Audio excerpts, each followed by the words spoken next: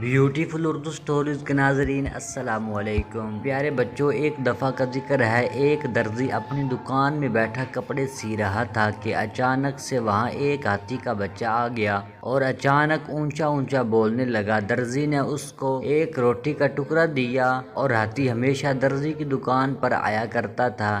ایک دن ہاتھی آیا لیکن درزی نے اس کو روٹی کے بجائے سوئی چبو دی۔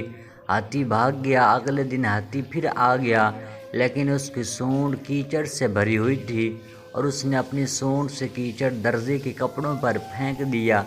درزی کے سارے کپڑے خراب ہو گئے۔ درزی سر پکڑ کر رونے لگا۔ تو پیارے بچوں، اس کہانی سے سبق یہ ملتا ہے، جیسا کرو گے ویسا ہی بھرو گے۔